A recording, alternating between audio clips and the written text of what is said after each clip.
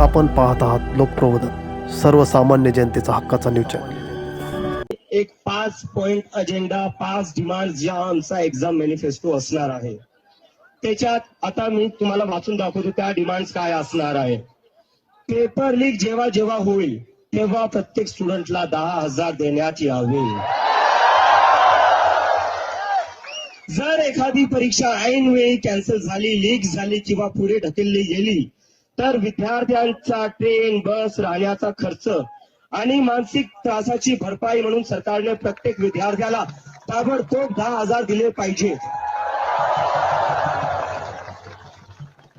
परीक्षा रिझल्ट जर एका महिन्यापेक्षा जास्त उशिरा लागला तर प्रत्येक विद्यार्थ्याला रिझल्टला जितके महिने उशीर होईल तितके महिने प्रति महिने 10,000 द्यावे लागतील। तुमचा इलेक्शनचा रिझल्ट एका महिन्यात तुम्ही लावता, तुमचा इलेक्शनचा रिझल्ट तुम्ही एका महिन्यात लावता, इलेक्शनसाठी तुम्ही स्पेशल ट्रेन काढतात, मग ह्या स्टुडंटसाठी तुम्ही स्पेशल ट्रेन का नाही करत? भरतीच्या वेळेस का नाही करत? दुसरा आमचा अजेंडा 72 तासाच्या आत बॅकअप डे री एक्झामचं तुम्ही आयोजन केलं पाहिजे। प्रत्येक मोठ्या परीक्षेसाठी आधीपासूनच एक बॅकअप डे ठरला असला पाहिजे, म्हणजे जर परीक्षा कॅन्सल झाली तर पुढच्या 72 तासाच्या आत ती पुन्हा घेता येईल। विद्यार्थ्यांना आठवडे आणि महिने पुन्हा तोच मानसिक ताण सहन करायला लावू नका। बाबासाहेब आंबेडकरांचं असंच एक पुस्तक घेऊन त्याच्यावर मुख्यमंत्री साहेब बोलले अराजक तत्व।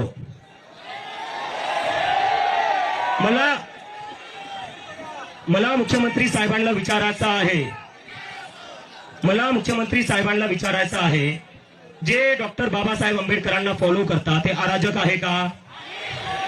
जे भीमच्या घोषणा देतात ते अराजक आहे का? नाही। आणि त्यात मुख्यमंत्री साहेब हे पण बोलले की यांनी नुसतं संविधानाचं पुस्तक पकडले, यांना संविधान माहिती नाही। त्याच्यावर मला मुख्यमंत्री साहेबांना विचारायचं आहे, संविधानात कुठं लिहिलं होतं सकाळी 5 वाजता विदाऊट मेजॉरिटी तुम्ही शपथ घेऊ शकता? पुणे येथे कौकरुच्छ जनता पार्टी CJP यांच्या वतीने नीट पेपरफुटी प्रकरणाच्या निषेधार्थ आंदोलन करण्यात आले। शिक्षण मंत्री धर्मेंद्र प्रधान यांनी तात्काळ राजीनामा द्यावा, तसेच विद्यार्थ्यांच्या विविध मागण्या मान्य कराव्यात, अशी मागणी आंदोलकांनी केली। पुणे विद्यापीठ परिसरात झालेल्या या आंदोलनात ऑल इंडिया स्टुडंट्स फेडरेशन AISFच्या कार्यकर्त्यांनी मोठ्या संख्येने सहभाग नोंदविला। विद्यार्थ्यांच्या भविष्याशी खेळ करणाऱ्यांवर कठोर कारवाई करण्याची मागणी यावेळी करण्यात आली। आंदोलनामुळे परिसरात काही काळ घोषणाबाजी व निदर्शने करण्यात आली। तुमच्या खुर्चीवर बसून राहाल आणि आपल्या देशाचे जे विश्वगुरू आहेत,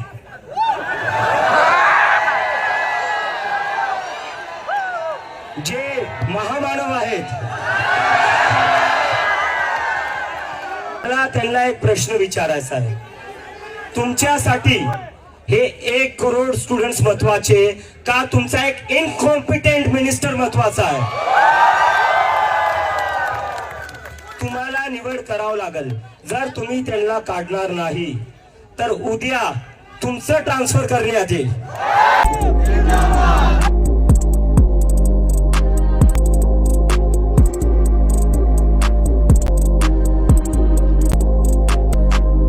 लोक मला इंटरव्ह्यू मध्ये विचारत होते, असतील 10 मिलियन, असतील 20 मिलियन, पण हे सगळं सोशल मीडियावर आहे, जमिनीवर कोणीही येणार नाही।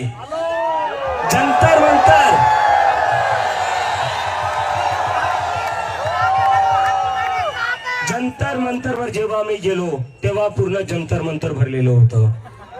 आणि मी आज सकाळी सगळ्या मीडियाला सांगत होतो, जंतर मंतर पेक्षा जास्त कॉक्रोच